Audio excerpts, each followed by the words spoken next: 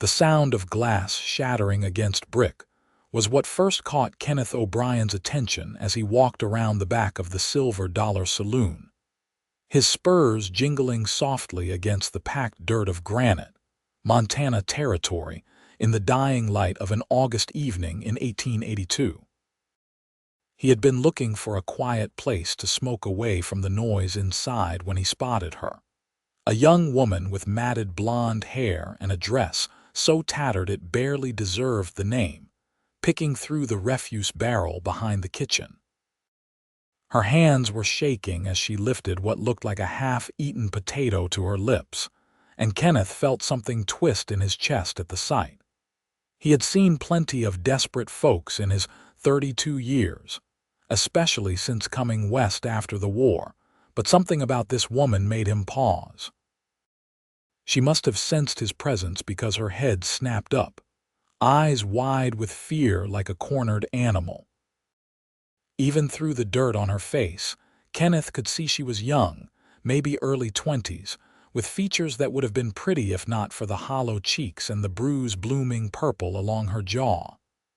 "I am sorry," she said, her voice raspy and barely above a whisper. "I will go. I did not mean to cause trouble." Kenneth held up his hands slowly, keeping his distance. "No trouble, miss. You look like you could use a proper meal, though. How about coming inside? I will buy you supper." The woman's eyes darted to the saloon's back door, then back to Kenneth, suspicion written clear across her face. "Why would you do that?" "Because you are hungry, and I have got the means to help," Kenneth said simply. He had learned long ago not to overcomplicate kindness. She studied him for a long moment, and Kenneth tried to imagine what she saw. He was tall and lean from years of ranch work, with dark hair that needed cutting and gray eyes that his mother used to say were too serious for a young man.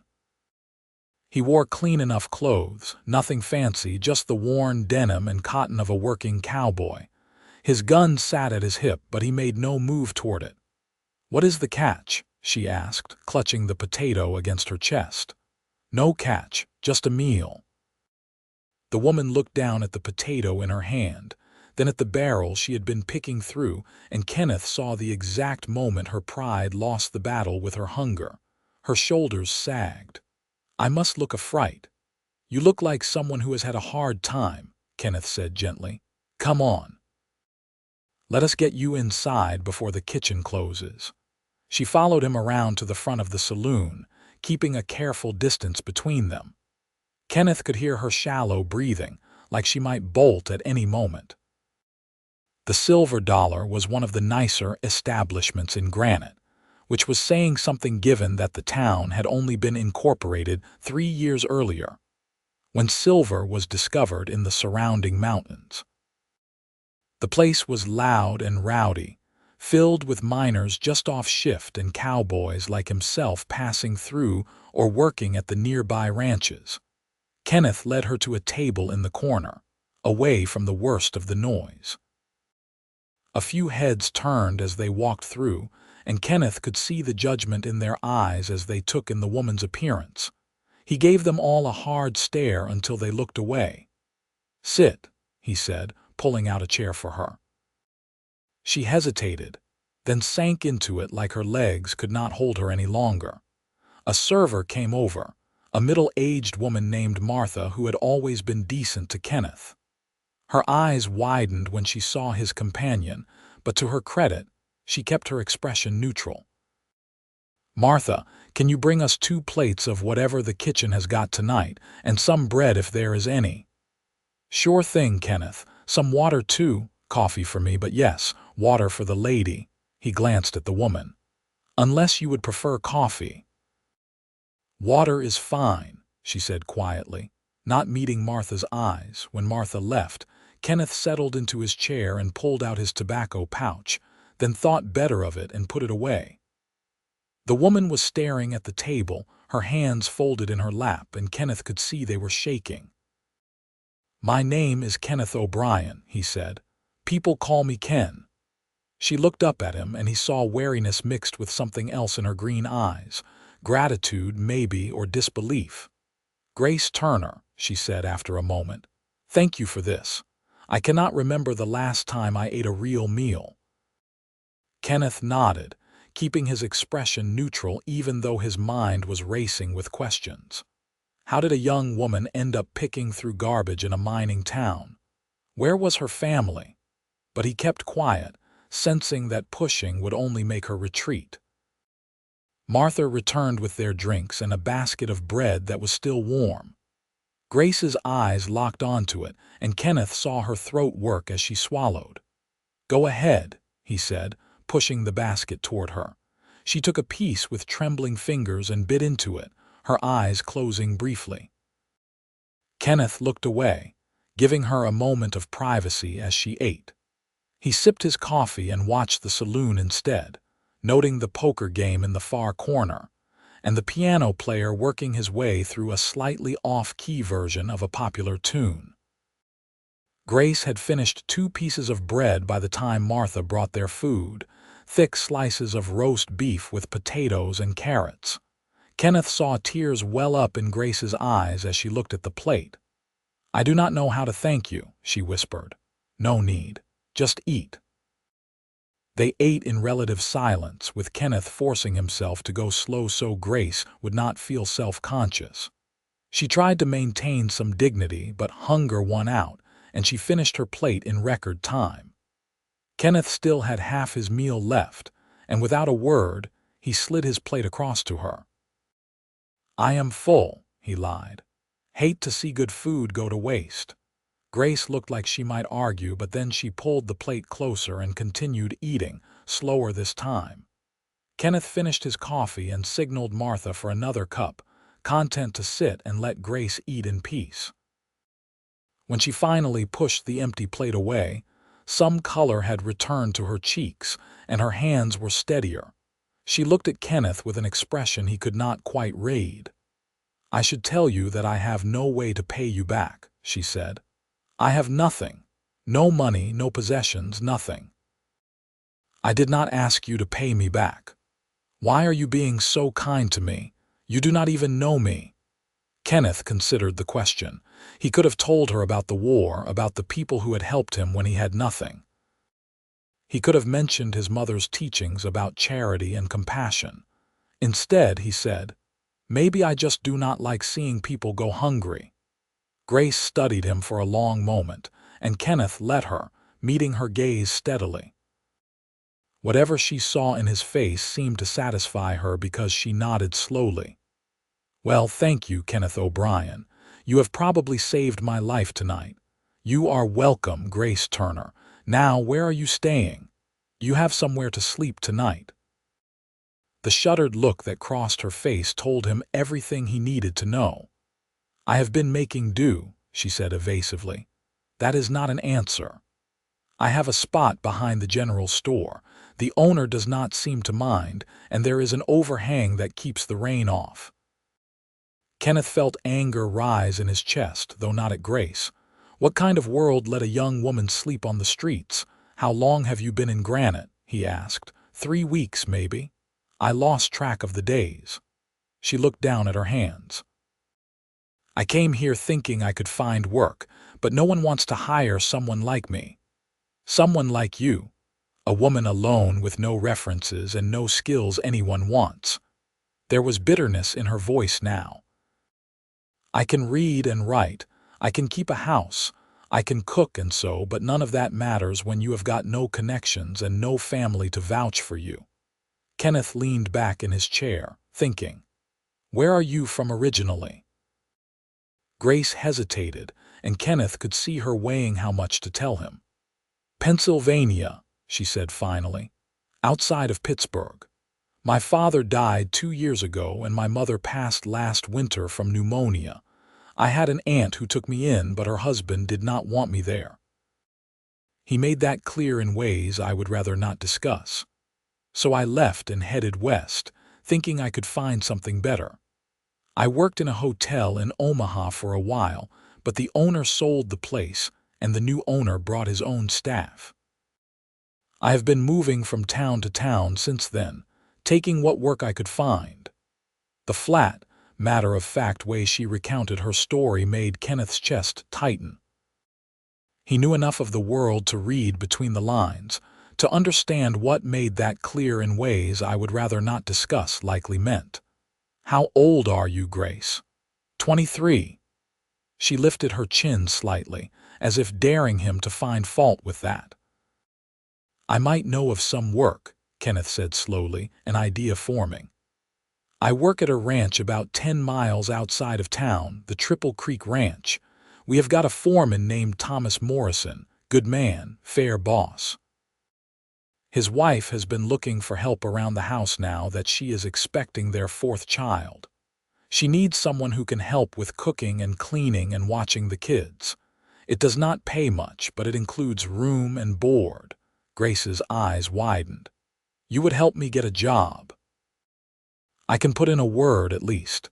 It would be up to you to prove yourself, but I think Sarah, that is Morrison's wife, would give you a chance if I vouched for you." "But you do not know me," Grace said again, shaking her head. "Why would you vouch for me?" Kenneth met her eyes steadily. "I have got a pretty good sense for people, and my gut says you are honest and hardworking. Sometimes that is all the reference a person needs." Tears spilled over then, running clean tracks down Grace's dirty cheeks. She wiped at them roughly with the back of her hand. "I am sorry," she said. "I do not mean to cry. It has just been so long since anyone was kind to me." Kenneth pulled out his handkerchief and offered it to her. It was clean, one of the 3 he owned that he rotated through carefully. Grace took it with trembling fingers and dabbed at her eyes. "I will work hard," she said fiercely. "If you can help me get this job, I will work harder than anyone. I will prove that you were right to help me." "I believe you," Kenneth said, and he did. There was something in Grace's eyes, a determined spark that had not been extinguished despite everything she had been through. "When can we go to the ranch?" Grace asked. Kenneth glanced out the window. Full dark had fallen while they ate, and the streets of Granite were no place for a woman, even with an escort at this hour. "Tomorrow morning," he said. "I was planning to head back at first light anyway, but that still leaves the question of where you are going to sleep tonight." Grace's expression closed off again. "I told you I have my spot behind the general store." "I am not letting you sleep on the street," Kenneth said firmly. Then, realizing how that sounded, he held up his hands. "I am renting a room at the boarding house 2 streets over. Mrs. Patterson runs it. Very respectable place. I will pay for a room for you tonight, get you somewhere safe where you can rest and maybe clean up a bit. There is no expectation attached to that, you understand. Just a safe place to sleep." Grace looked at him with such open suspicion that Kenneth almost laughed, except there was nothing funny about a woman having so little reason to trust. "I am not going to hurt you, Grace. You have my word on that. The word of a stranger. True enough. But it is all I have got to offer besides the actions I have shown you tonight. I fed you when you were hungry, and now I am offering you a safe place to sleep. That is all." Grace worried her bottom lip between her teeth, clearly torn. Kenneth could see her exhaustion in every line of her body, and he waited patiently for her to make her decision. "All right," she said finally. "Thank you." They left the saloon together, Kenneth leaving coins on the table to cover their meal and a generous tip for Martha. The streets of Granite were still busy, miners and cowboys moving between establishments, some already drunk despite the relatively early hour. Kenneth kept himself between Grace and the street, noticing how she flinched every time someone got too close. Mrs. Patterson's boarding house was a tidy 2-story building with white paint and blue shutters. Kenneth had been staying there whenever he came to town for the past 6 months, and he had always found the proprietress to be fair and discreet. Mrs. Patterson answered his knock, her gray hair pulled back in a neat bun, and her sharp eyes taking in both Kenneth and Grace with one sweeping glance. "Evening, Kenneth," she said, her voice neutral. "Evening, Mrs. Patterson. I am looking to rent a room for the night for Miss Turner here. She will be traveling back to the Triple Creek with me tomorrow for employment, and she needs somewhere safe to stay tonight." Mrs. Patterson's eyes softened as she looked at Grace, and Kenneth silently blessed the woman's kind heart. "Of course. I have got a room on the second floor, nice and quiet. It is $2 for the night, includes breakfast in the morning." Kenneth pulled out the coins and handed them over. Mrs. Patterson took them and then turned to Grace. "Come with me, dear. Let us get you settled. I have got some spare clothes that might fit you, and you are welcome to use the bath. Water is hot if you want it." Grace looked at Kenneth, her eyes wide. "Thank you," she said softly. "I will see you tomorrow." "I will be here at dawn," Kenneth promised. "We will get you out to the ranch and talk to Sarah Morrison." Grace nodded and followed Mrs. Patterson inside. Kenneth stood on the porch for a moment, watching through the window as the two women climbed the stairs. He felt oddly reluctant to leave, as if Grace might disappear if he took his eyes off her, but that was foolish. She was safe here, probably safer than she had been in weeks. He turned and headed back toward the saloon. His own room at the boarding house was already paid for, but he was not ready to sleep yet. His mind was too active, turning over the events of the evening. He kept seeing Grace's face when she bit into that first piece of bread, the mix of relief and shame and desperate hunger. The silver dollar was even more crowded than before, and Kenneth found a spot at the bar. He ordered a whiskey and nursed it slowly, half listening to the conversations around him. Most of it was the usual talk, complaints about the mines, speculation about silver prices, gossip about who was sleeping with whom. "You are looking thoughtful tonight, Ken." Kenneth turned to find Jake Morrison, Thomas's younger brother, sliding onto the stool next to him. Jake was a few years younger than Kenneth, with the same dark hair and blue eyes as his brother, but with a more easygoing temperament. "Just a long day," Kenneth said. "I saw you leave with that woman earlier, the one who looked like she had been dragged through the mud backwards." Jake signaled the bartender for a beer. "That was a kind thing you did, feeding her." Kenneth shrugged. "She was hungry. Most folks would have kept walking." "Maybe."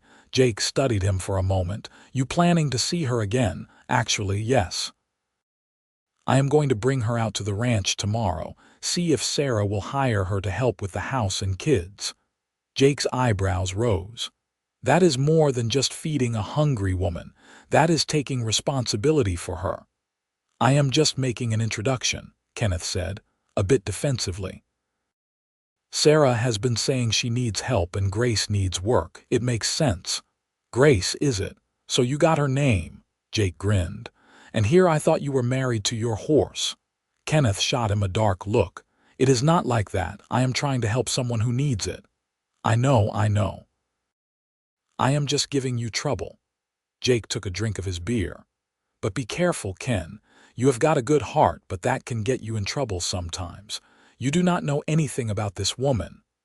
I know she is desperate and alone and probably has not had anyone show her kindness in a long while." "That is enough." Jake held up his hands in surrender. "All right. I hope it works out. Sarah has been run ragged with the kids and the new baby coming. If this Grace can help, that would be a good thing." They talked for a while longer, mostly about ranch business and the upcoming cattle drive. Kenneth finished his whiskey but declined a second one. He wanted to be clear-headed in the morning. He walked back to the boarding house under a sky full of stars, the air cool and crisp with the promise of autumn not far off. His room was small but clean, with a narrow bed and a washstand. He lay down fully clothed, his hands behind his head, and stared at the ceiling. He kept thinking about Grace's face, the way her eyes had lit up when he offered to help her get work. There was something about her that had gotten under his skin, and he was not entirely sure what to do about it. He had not felt anything like this since before the war, before he lost Mary to typhoid and learned that loving someone meant risking the kind of pain that could break a man. But this was not the same, he told himself. He was just helping someone in need. That was all. He would get Grace settled at the ranch, and that would be the end of it. He would see her around, maybe, when he came in from the range, but it would be nothing more than that. Even as he thought it, though, some part of him knew it was a lie. He woke before dawn, as was his habit, and washed up with the cold water in the basin. He could hear the boarding house coming to life around him, footsteps in the hallway and the murmur of voices. He packed his few belongings into his saddlebag and headed downstairs. The dining room was filling up with boarders, mostly men heading to work at the mines or the lumber mill. Kenneth spotted Grace immediately. She was sitting at a corner table, looking like a completely different person. Mrs. Patterson had clearly made good on her offer of spare clothes. Grace was wearing a simple brown dress that actually fit her, with a white collar that looked freshly pressed. Her blonde hair, clean now, was pulled back in a braid, and her face, scrubbed free of dirt, revealed delicate features and those remarkable green eyes. The bruise on her jaw was more visible now, a purple-yellow mark that made Kenneth's hands clench into fists. She saw him and stood, her expression uncertain. "Good morning." "Morning," Kenneth said, crossing to her. "You look rested." "I am. Mrs. Patterson was very kind. She let me use the bath and gave me these clothes. She even fed me a good breakfast." Grace's voice was thick with emotion.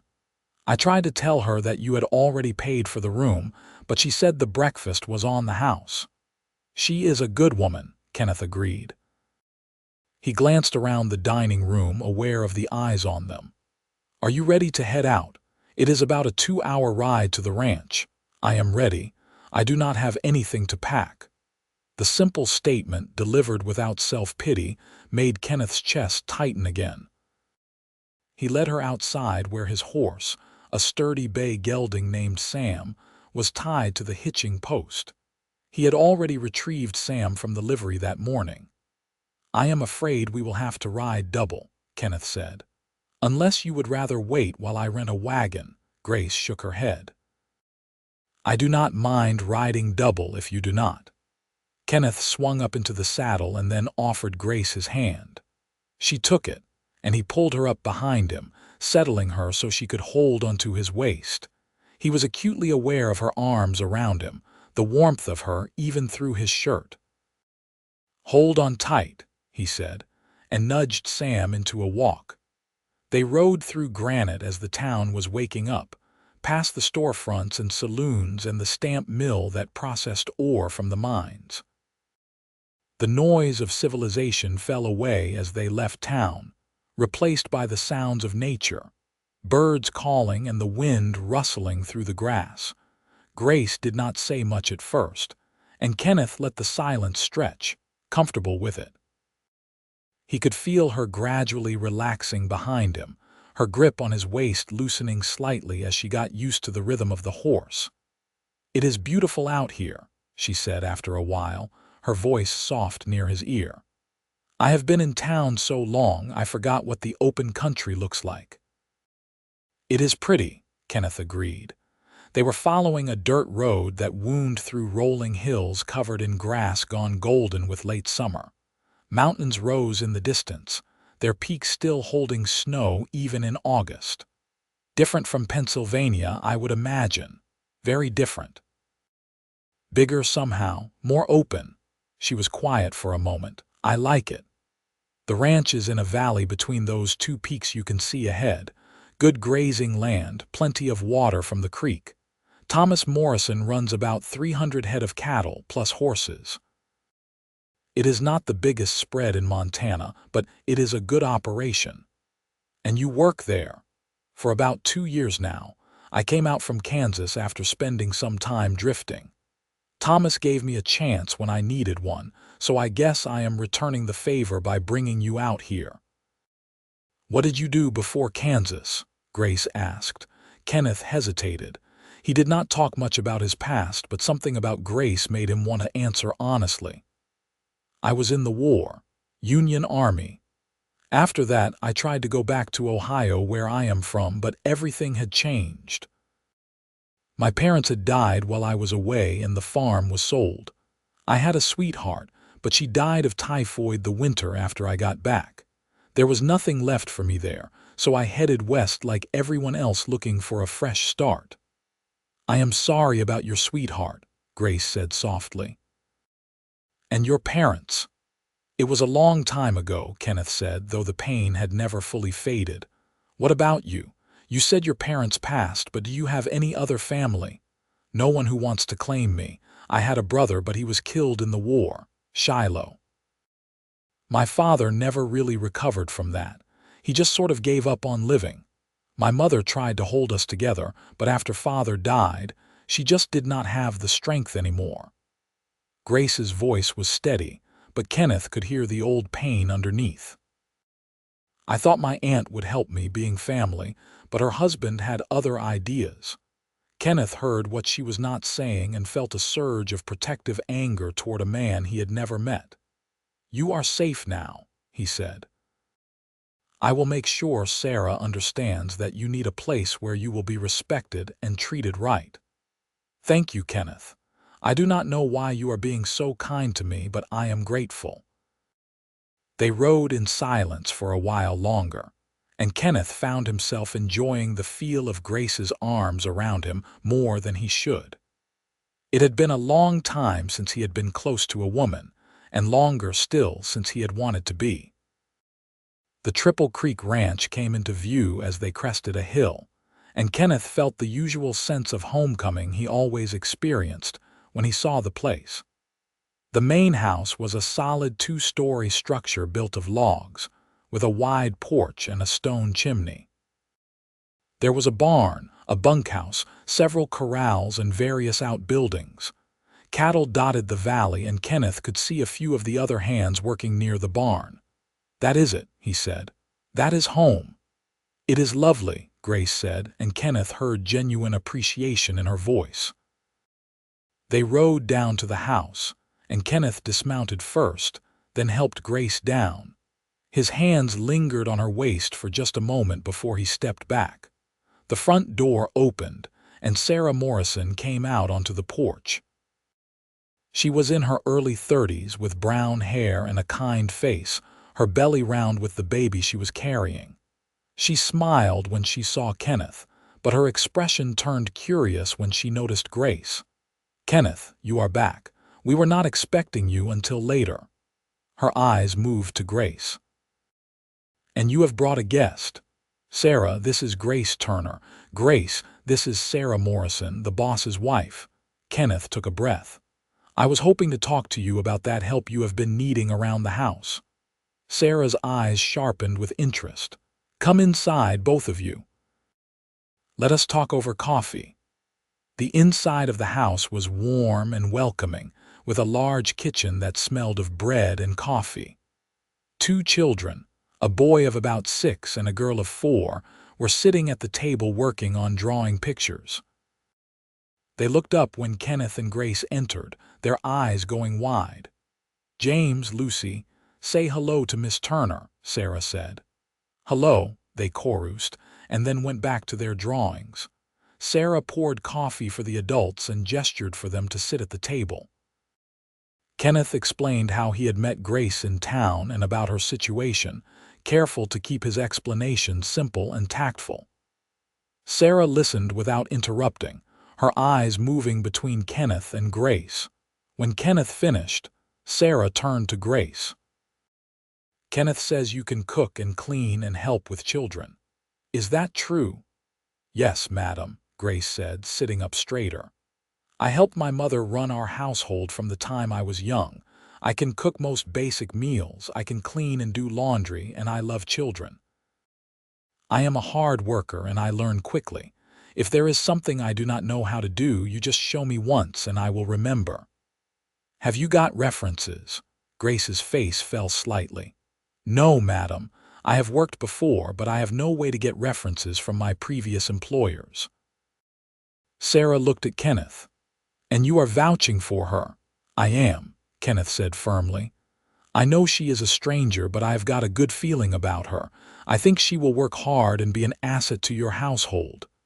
Sarah studied Grace for a long moment, and Kenneth held his breath. He knew Sarah and Thomas trusted his judgment, but he was asking a lot, bringing a complete stranger into their home. "The job includes room and board," Sarah said finally. "There is a small room off the kitchen that was supposed to be a pantry, but we have never used it. It has a bed and a washstand. You would take your meals with the family. The pay is $10 a month, plus you keep any clothes I give you. I would need you to help with cooking, cleaning, laundry, and watching the children. My husband is gone a lot, and with the baby coming, I need someone I can rely on. Can you do that?" Grace's eyes were shining. "Yes, madam, I can do all of that. I promise you will not regret hiring me." "We will try it for a month," Sarah said. "If it works out, we will make it permanent." "Fair enough. More than fair." "Thank you, Mrs. Morrison. Thank you so much," Sarah smiled. "Call me Sarah. Mrs. Morrison makes me feel old. Now let me show you your room and we can talk about what needs doing around here." Kenneth watched as Sarah led Grace away, the two women already talking about household routines and the children's schedules. He drained his coffee cup and stood, knowing he needed to get back to work. He had already been gone longer than planned. Thomas Morrison came in through the back door, his boots muddy and his face weathered from years of sun and wind. He was a solid man in his late 30s, with the capable air of someone who had built something from nothing. "Kenneth, good to have you back. Jake said you might be bringing someone out for Sarah to meet." "I did. Grace Turner. She needs work and Sarah needs help. Seems like it might work out for everyone." Thomas studied him. "Jake also said you found her begging behind the saloon. That true?" "She was hungry and alone and needed help," Kenneth said evenly. "I am not going to apologize for that. I am not asking you to. I am just making sure you know what you are doing. You are bringing a stranger into my house around my wife and kids. I know that. And I would not do it if I thought there was any danger. Grace is honest and hardworking. She just needs a chance." Thomas nodded slowly. "All right, I trust your judgment, but you are responsible for her, you understand. If this goes south, it is on you." "I understand." Thomas clapped him on the shoulder. "Good. Now get changed and meet me at the north pasture. We have got fence that needs mending." Kenneth went to the bunkhouse to change into his work clothes, his mind still on Grace. He told himself he had done what he set out to do, helped someone in need and gotten her settled in a good situation. Now he could get back to his life and his work. But as he rode out to the north pasture with Thomas and a couple of the other hands, he could not stop thinking about the way Grace had looked when Sarah offered her the job, the hope and relief that had flooded her face. And he could not stop remembering the feel of her arms around his waist during the ride to the ranch. The next few days fell into a familiar rhythm. Kenneth was up before dawn, working alongside the other hands to move cattle, mend fences, and handle the 1,000 tasks that came with running a ranch. He came in at dusk, exhausted and covered in dust, ate dinner with the other hands in the bunkhouse, and fell into bed to do it all again the next day. He did not see much of Grace during that time, just glimpses of her hanging laundry or playing with the children in the yard. But he found himself watching for those glimpses, looking for her blonde braid and the brown dress she wore. On the 4th day, he came in from the range to find Sarah on the porch, snapping beans into a bowl. She smiled when she saw him. "Kenneth, do you have a minute?" He dismounted and tied Sam to the porch rail. "Sure. What do you need?" "I wanted to thank you for bringing Grace here. She has been wonderful. The house has never been so clean, and she is amazing with the children. Lucy has already decided Grace is her new best friend. Kenneth felt a warm glow of satisfaction. I am glad it is working out. More than working out, I do not know how I managed before she got here. Sarah paused, giving him a thoughtful look. She talks about you, you know. She is very grateful for what you did for her. Kenneth shifted uncomfortably. I just helped her get a job. It is not a big thing. It is to her, and I think it is a bigger thing to you than you are letting on. Sarah, I just helped someone who needed it, that is all. Sarah smiled. If you say so. But you should know that Grace asks about you. Where you are, if you will be coming in for dinner, things like that. I think she would like to thank you properly. Kenneth felt his heart beat a little faster. She does not need to thank me. Maybe not, but she wants to. Why don't you come up to the house for dinner tomorrow night? I am making a roast and there is plenty. Kenneth wanted to say no. He wanted to keep his distance, to not let this turn into something complicated. But instead he heard himself say, that would be nice. Thank you. Sarah's smile widened. Good. Come at 6. The next day dragged by with Kenneth checking the sun's position every hour. He told himself he was being ridiculous, getting worked up over a simple dinner, but he could not help it. He washed up more carefully than usual, even shaving and putting on his cleanest shirt. Jake noticed and gave him endless grief about it. Look at you, all spruced up. This would not have anything to do with a certain blonde woman, would it? I am just having dinner at the house. Sarah invited me. Right, and I am the King of England. Jake was grinning widely. It is all right, Ken. You are allowed to be interested in a woman. It does not make you a bad person. I am not interested. I am just being friendly. Keep telling yourself that. Kenneth arrived at the house exactly at 6, his stomach full of butterflies like he was 16 again. Thomas answered the door and welcomed him in with a knowing smile that made Kenneth want to turn around and leave. The kitchen was full of good smells and warm light. The table was set, and Grace was helping Sarah put food on the table. She looked up when Kenneth entered, and the smile that spread across her face made his heart do something funny in his chest. Kenneth, it is good to see you, she said. Sarah said you were coming for dinner. I hope that is all right, Kenneth said, suddenly feeling awkward. Of course it is. I wanted to thank you properly for everything you did for me. They sat down to dinner, and it was one of the nicest meals Kenneth could remember. The food was excellent, but more than that, the company was good. Sarah and Thomas kept up an easy conversation, talking about ranch business and town gossip. James and Lucy chattered about their day, and Grace listened to it all with a small smile, occasionally interjecting comments that made everyone laugh. Kenneth found himself watching Grace more than he should, noticing the way she cut James's meat for him without being asked, the gentle way she corrected Lucy's table manners, the ease with which she fit into the household. After dinner, Thomas took the children upstairs for bed, and Sarah shooed Kenneth and Grace out to the porch, claiming she needed to clean up and would not accept help. Kenneth suspected she was matchmaking, but he did not argue. The evening was cool and pleasant, the sky turning purple as the sun set behind the mountains. Kenneth and Grace stood at the porch railing, not quite looking at each other. I cannot thank you enough for what you have done for me, Grace said finally. I was at the end of my rope when you found me.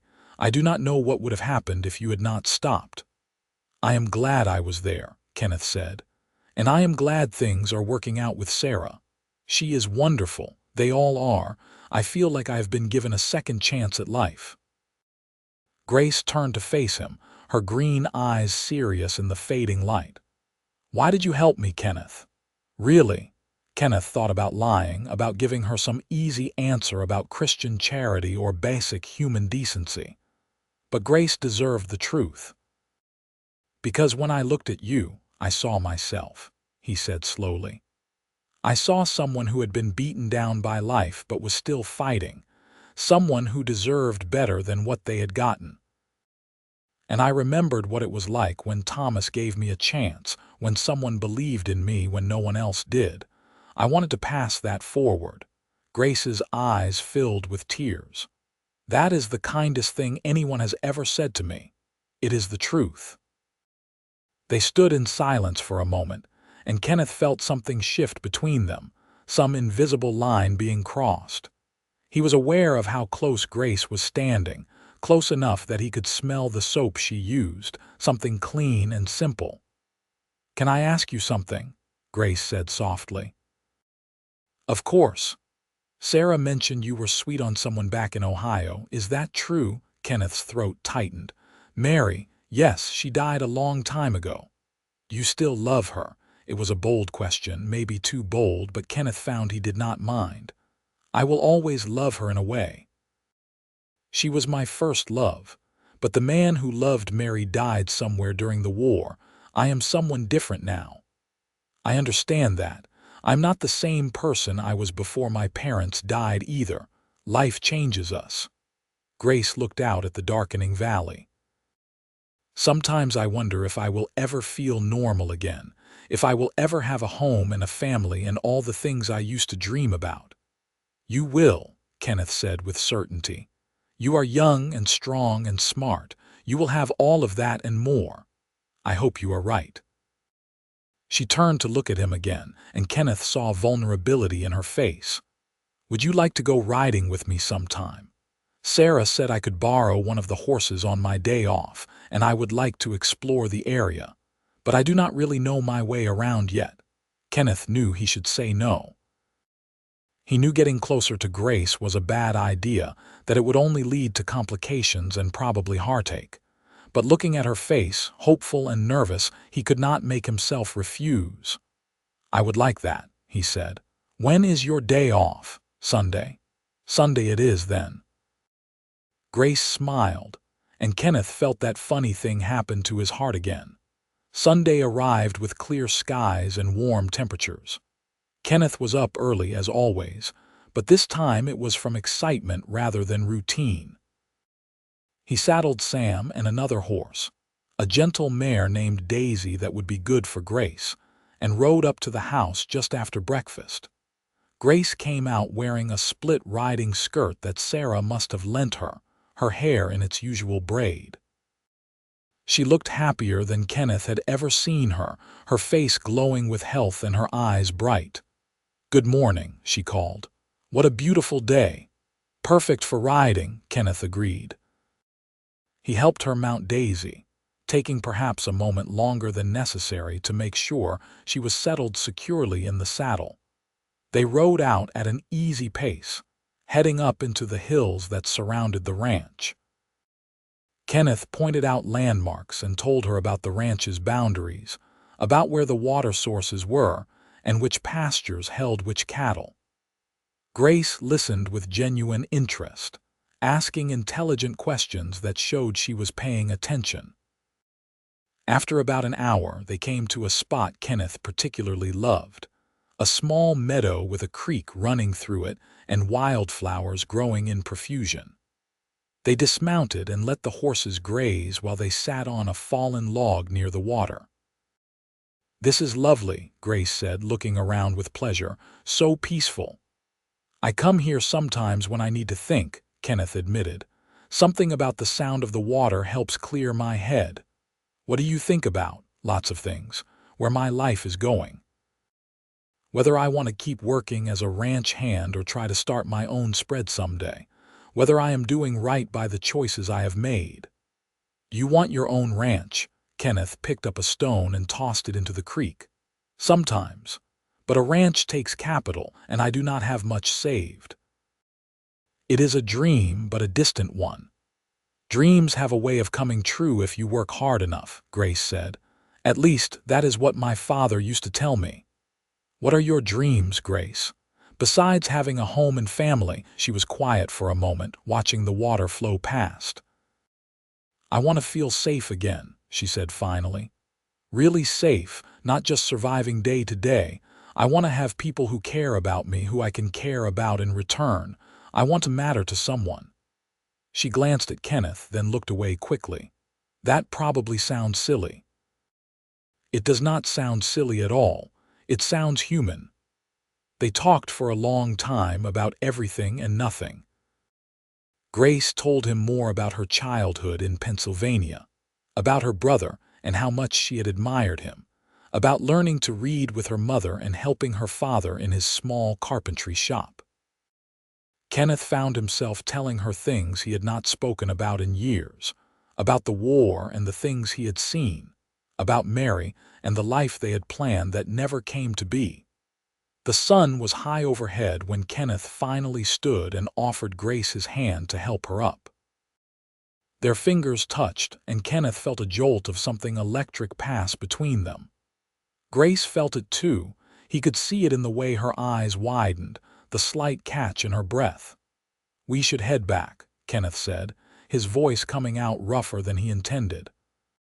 "Sarah will have lunch ready soon."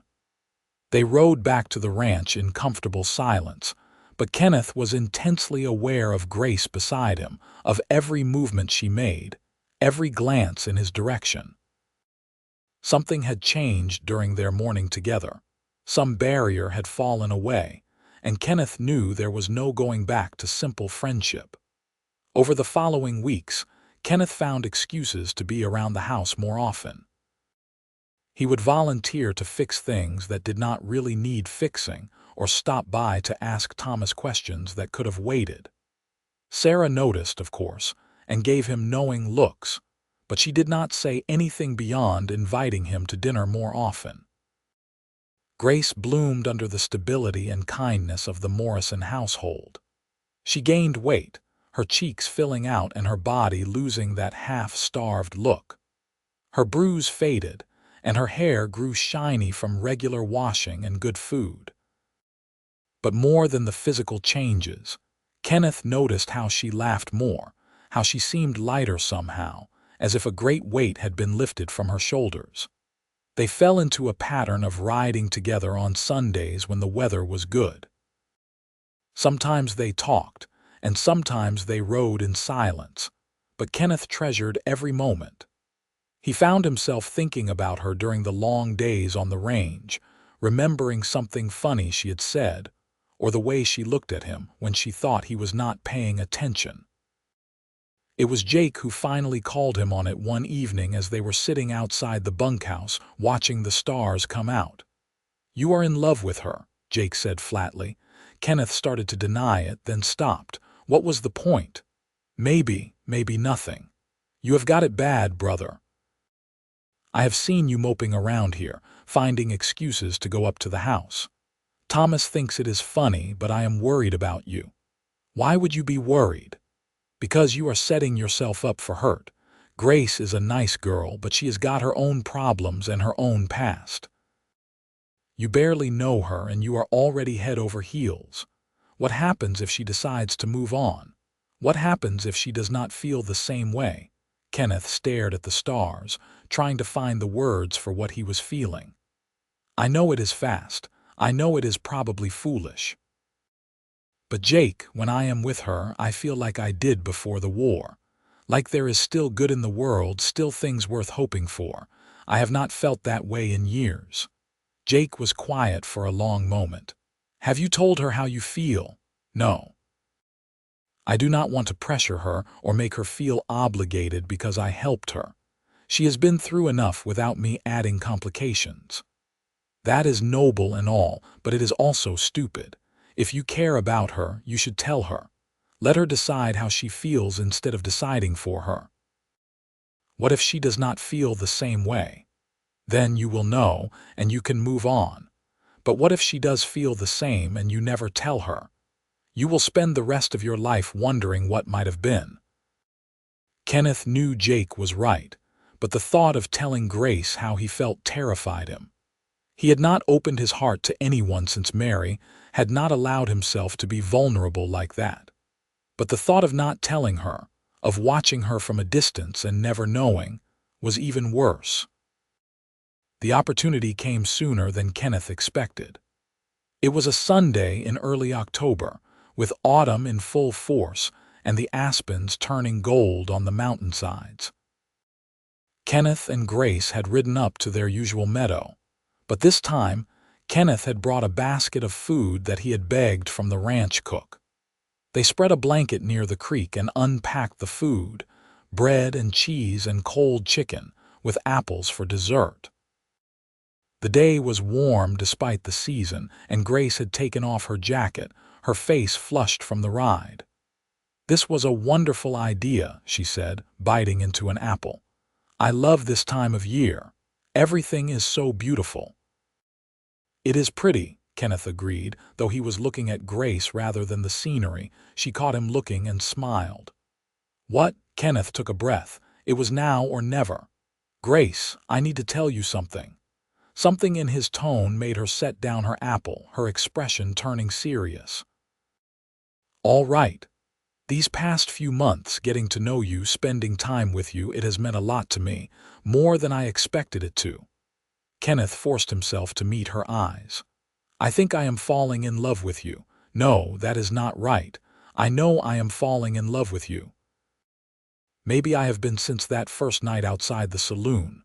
I know it is fast, and I know you might not feel the same way, but I needed you to know. I could not keep pretending that we are just friends when I feel so much more." Grace's eyes had gone wide, and Kenneth could not read her expression. His heart was pounding so hard he thought it might burst out of his chest. "You love me," she said softly. "I do. I know I have got no right to, and I know I should probably keep my mouth shut, but I cannot. These feelings, they are too big to keep inside anymore." Grace was quiet for a long moment, and Kenneth felt his stomach drop. He had misread everything. She was going to let him down gently, tell him she cared for him as a friend but nothing more. Then she smiled, and it was like the sun coming out from behind clouds. "I love you too," she said, her voice trembling.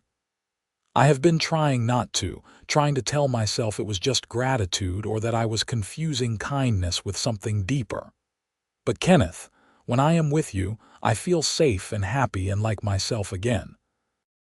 You make me laugh and you make me want to be better. I love you so much it scares me." Kenneth felt like he could not breathe. "You do." "I do."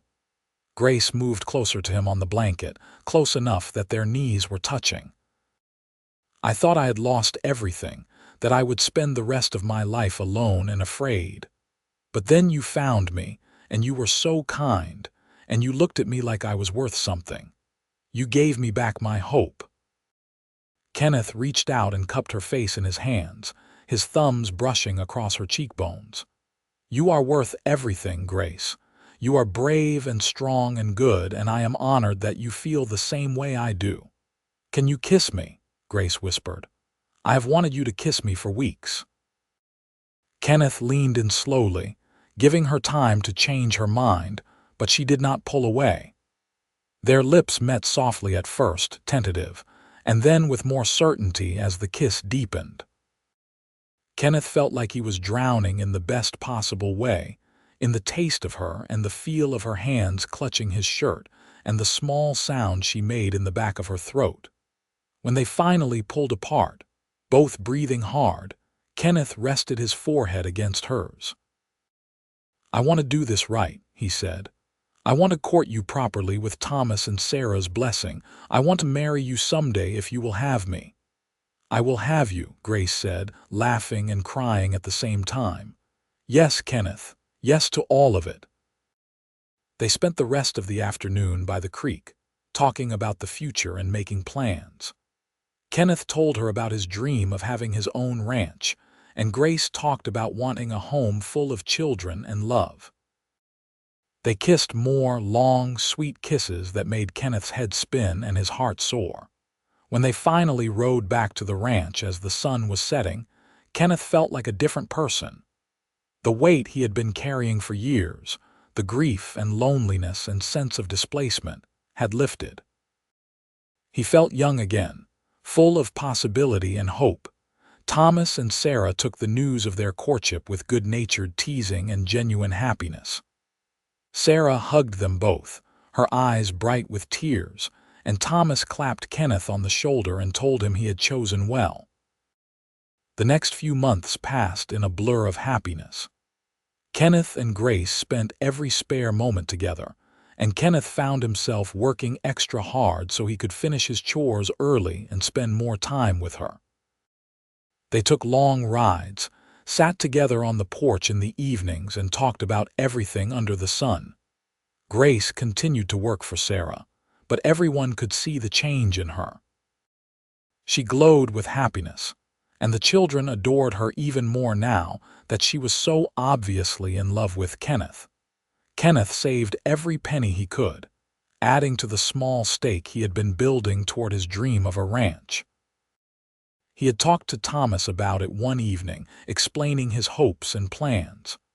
"I want to be able to provide for Grace," Kenneth said. "I want to give her the kind of life she deserves." "You already provide for her in ways that have nothing to do with money," Thomas said. "You love her and she loves you. That is what matters." "I know, but I want more than that. I want to give her a home of her own, a place where she can feel safe and build a life." Thomas had studied him for a long moment, then nodded. "There is a section of land about 5 miles north of here that has been for sale for a while. It is not big, maybe 160 acres, but it has good water and decent grazing. The owner is looking to sell cheap because he is moving back east. I could probably help you negotiate a fair price, and I would be willing to stake you for some cattle to get started. You could pay me back over time." Kenneth had stared at his boss, hardly daring to believe what he was hearing. "You would do that for me? You have been a good hand and a good friend, and you are about to be family near as I can tell, so yes, I would do that." Kenneth had to clear his throat past the sudden tightness. "Thank you, Thomas. I will not let you down." On Christmas Eve, with snow falling softly outside and the house warm with firelight and the smell of Sarah's cooking, Kenneth asked Grace to marry him. He did not have a ring yet, could not afford one on his wages, but he got down on one knee in front of the fireplace with Thomas and Sarah and the children watching, and he asked Grace Turner to be his wife. Grace said yes before he even finished the question, tears streaming down her face, and everyone cheered. The children danced around them, and Sarah cried happy tears, and Thomas shook Kenneth's hand with a grin. They were married in February of 1883 in a small ceremony at the church in Granite. Grace wore a dress that Sarah had helped her make, a simple white gown that made her look like an angel. Kenneth wore his best suit, the one he had not worn since leaving Ohio, and tried not to let his hands shake as he slipped the ring he had finally saved enough to buy onto Grace's finger. Jake stood up as his best man, and Sarah stood with Grace, and the Morrison children sat in the front row and barely managed to stay quiet through the ceremony. The preacher spoke about love and commitment and the sacred bonds of marriage, and Kenneth barely heard any of it because he was too busy looking at Grace, at the happiness shining in her eyes, and the small, private smile she gave him when no one else was looking. When the preacher finally told him he could kiss his bride, Kenneth did so with his whole heart, and the small congregation erupted in applause. They had a reception at the Morrison house, with food and music and dancing. Kenneth danced with his bride until his feet hurt, and then danced some more because he could not bear to let her go. Grace laughed more than he had ever heard her laugh, her face flushed with joy and exertion. As the evening wound down and guests began to leave, Thomas pulled Kenneth aside.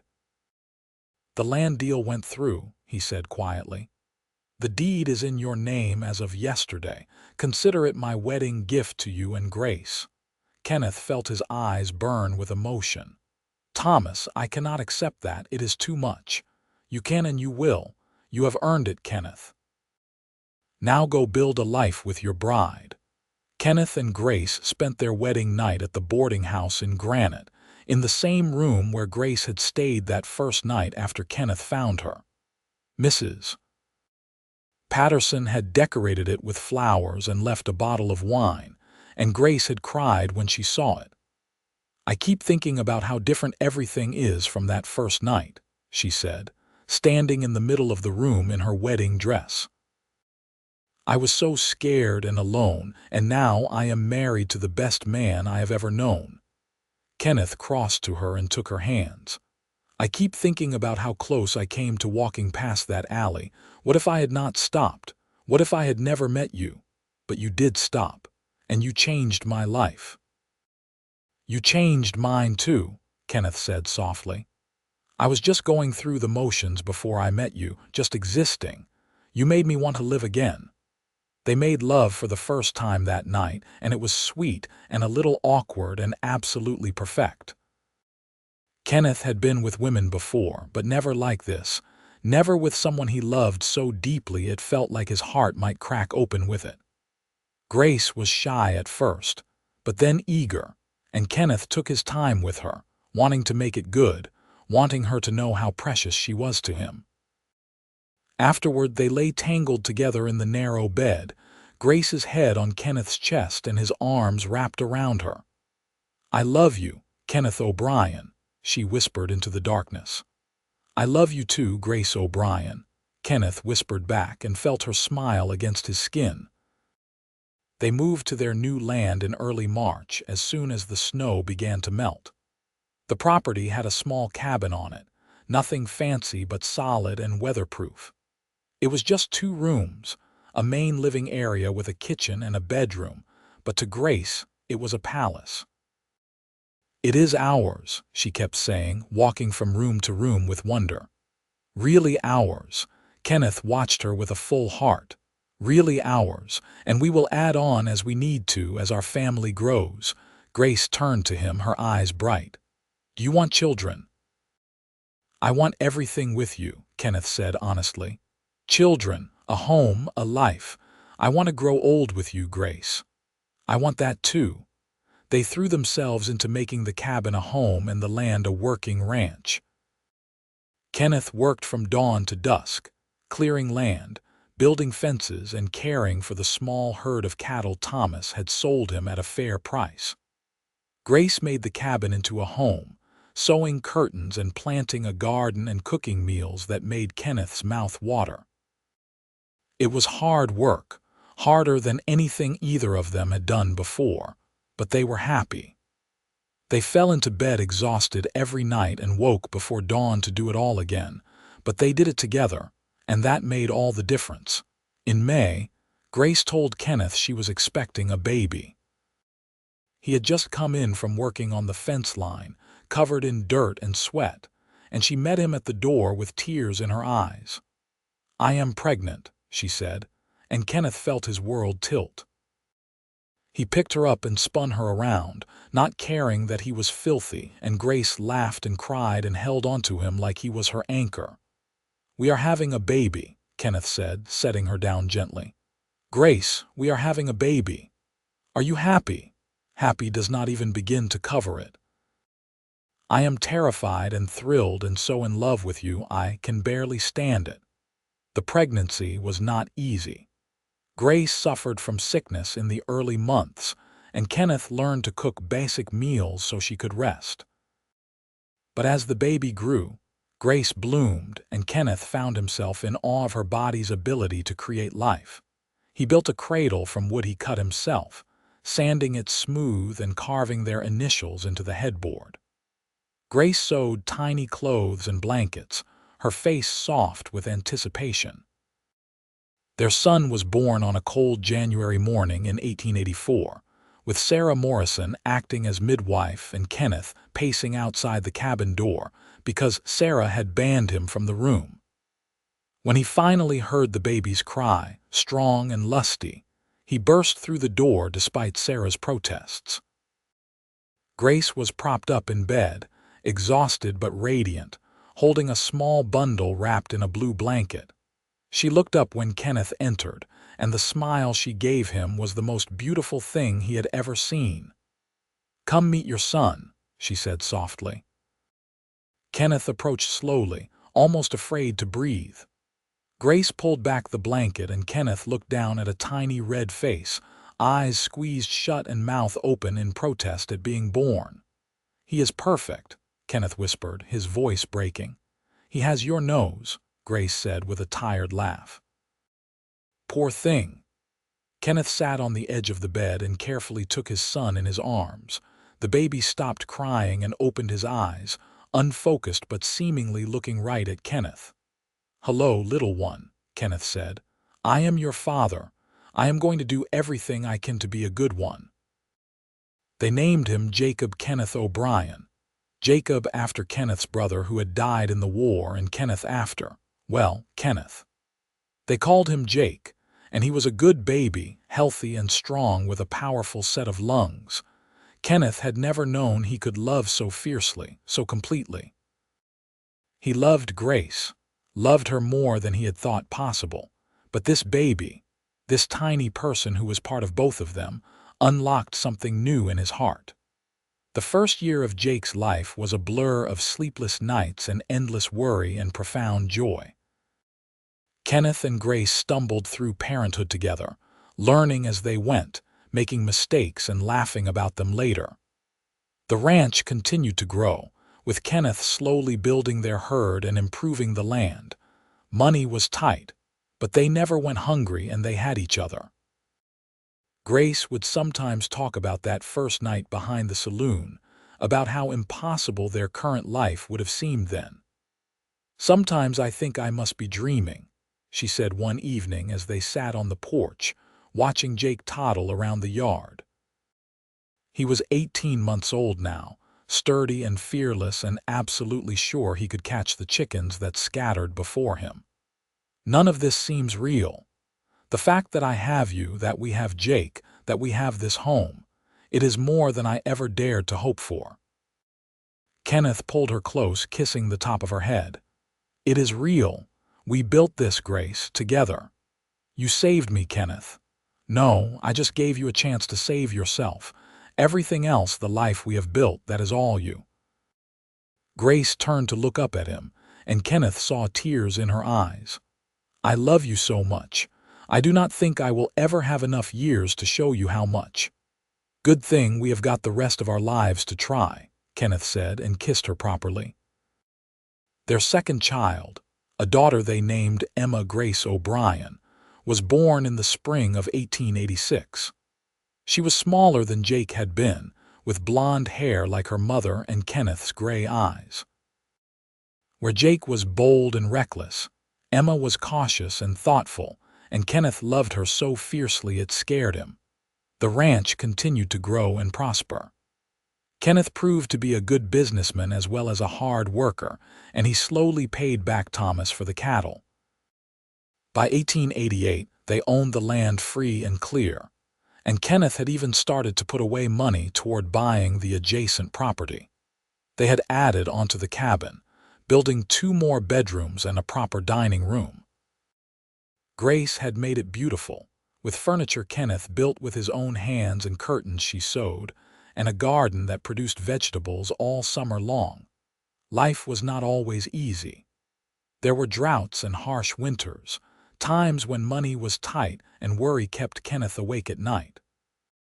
There was the year Jake got sick with fever and they thought they might lose him, and the miscarriage Grace suffered between Emma and their third child that left them both grieving. But through it all, they had each other. Kenneth would sometimes watch Grace, now a confident woman in her 30s, and marvel at how different she was from the frightened girl he had found behind the saloon. She had bloomed into herself, strong and capable and full of laughter. Their third child, another son they named Thomas after Thomas Morrison, was born in 1889.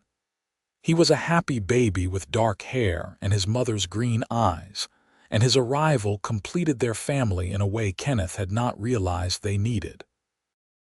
The children grew, wild and healthy and loved beyond measure. Jake helped Kenneth on the ranch as soon as he was old enough, learning to ride and rope and care for the cattle. Emma helped Grace in the house and garden, but she also had a way with animals that rivaled her father's. Thomas, the baby, was spoiled by everyone and grew up thinking the world revolved around him, which it mostly did. Kenneth and Grace's love deepened with the years. They knew each other completely, knew each other's fears and hopes and dreams. They had weathered hard times together and come through stronger for it. They still took rides together when they could, up to their meadow where Kenneth had first told Grace he loved her, and they would sit by the creek and remember. "You ever regret it?" Grace asked him once when they were in their late 40s and their children were nearly grown. Stopping that night behind the saloon, taking on a woman you did not know, Kenneth turned to look at her, this woman who was the center of his world. There was gray in her blonde hair now and lines around her eyes, but she was still the most beautiful thing he had ever seen. "Not for a single second," he said. "You are the best thing that ever happened to me, Grace. You and our children and this life we have built. I would do it all again in a heartbeat." Grace smiled and leaned against him. "Good, because I would not change a single thing, even the hard parts.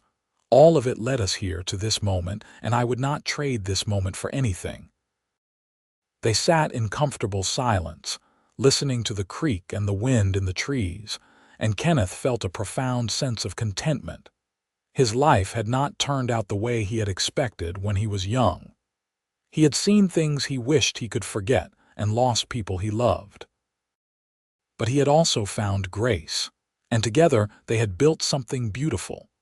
Jake married a local girl in 1907, and they gave Kenneth and Grace their first grandchild the following year, a boy they named Kenneth after his grandfather.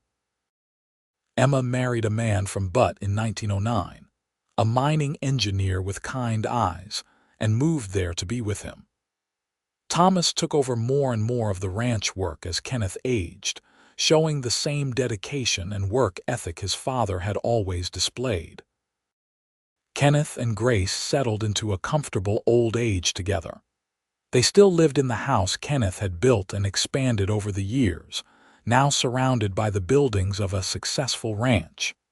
They sat on the porch together in the evenings, watching the sun set over the mountains and remembering.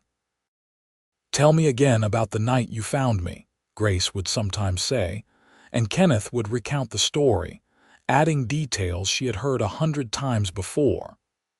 "I heard glass breaking," he would begin, and Grace would settle against him with a contented sigh. They had been married for 40 years when Grace got sick. It started small, just a cough that would not go away, but it grew worse over the winter. The doctor in Granite could not do much beyond making her comfortable, and Kenneth spent every moment he could by her side. "I am not ready to lose you," he told her one night, holding her hand as she lay in their bed. "I am not ready to go either," Grace said, her voice weak but still carrying that note of humor he loved. "But Kenneth, if I do, you have to promise me something. Anything. You have to promise me you will remember that our life together was a gift, that every moment we had was worth it, that I died happy and loved and grateful for every single day we shared." Kenneth felt tears sliding down his cheeks. "I promise, but you are not going anywhere." "We still have years left," Grace smiled. "I hope so. I want to meet more of our grandchildren. But if not, if this is all we get, it is enough. You gave me a life beyond my wildest dreams, Kenneth O'Brien. You gave me a home and a family and love. What more could anyone ask for?" But Grace was stronger than the illness. She fought through the winter, and when spring came, she rallied. The cough faded and color returned to her cheeks. The doctor said it was a miracle, and Kenneth agreed. He had prayed more in those months than he had in his entire life, bargaining with God for more time with his wife. They got their wish. Grace lived to see their 50th wedding anniversary in 1933, a celebration attended by children, grandchildren, and even a few great-grandchildren. The house was full of noise and laughter and love, and Kenneth stood with his arm around Grace, surveying their family with pride. "We did good," Grace said softly, and Kenneth nodded. "We did very good." They were both in their 70s now, slowed by age but still sharp of mind and full of life. They spent their days in the company of each other and their family, trading stories and watching the younger generations take over the ranch work. Kenneth often thought about that night in 1882, about the young man he had been and the starving woman behind the saloon. He thought about all the moments that had led to that one, all the choices and circumstances that had put him in that alley at exactly the right time. He thought about everything that had come after, the courtship and marriage and children and life they had built together. He thought about the hard times and the good times and the million small moments in between that had made up their years together. And he was grateful. Grateful for every single day, every laugh, every tear, every triumph and setback. Grateful for Grace and the love that had sustained them through it all. They died within 6 months of each other, Kenneth first in the spring of 1935, passing peacefully in his sleep with Grace holding his hand. Grace followed that autumn, her heart simply giving out one quiet morning as she sat on the porch watching the sunrise. They were buried side by side on a hill overlooking the ranch, under a tree Kenneth had planted when Jake was born. Their graves faced the mountains they had loved, and the stone bore both their names and a simple inscription that Thomas had chosen. Kenneth and Grace O'Brien together, they built a life of love. The ranch continued under Thomas's management, and then his children after him. The cabin where Kenneth and Grace had started their life together was preserved, maintained by the family as a reminder of where they had come from. Children and grandchildren and great-grandchildren grew up hearing the story of how Kenneth had found Grace behind the saloon in Granite, how he had offered her a meal and changed both their lives forever. It became family legend, a story about kindness and love and second chances. About how one moment of compassion could ripple outward through generations, creating a legacy that would endure long after the original players were gone. And in Granite, Montana, where it all began, old-timers would sometimes tell the story to newcomers. They would point out the Silver Dollar Saloon, long since rebuilt but occupying the same spot, and talk about the cowboy and the desperate woman and the love story that grew from a single act of kindness on an August evening in 1882. It was a story about the West, about hard times and good people, and the way love could flourish even in the harshest conditions. It was a story about hope and perseverance, and the belief that no one was beyond saving, that everyone deserved a chance at happiness. Most of all, it was a story about Kenneth and Grace, two people who found each other when they needed it most and built a life that exceeded their wildest dreams. A life full of love and laughter and family, a life that proved that sometimes the best things come from the most unexpected places. And every time the story was told, whether by family or by strangers, it ended the same way, with Kenneth and Grace on their porch, watching the sunset over the mountains they loved, their hands intertwined and their hearts full, grateful for every moment they had been given and for the love that had sustained them through it all.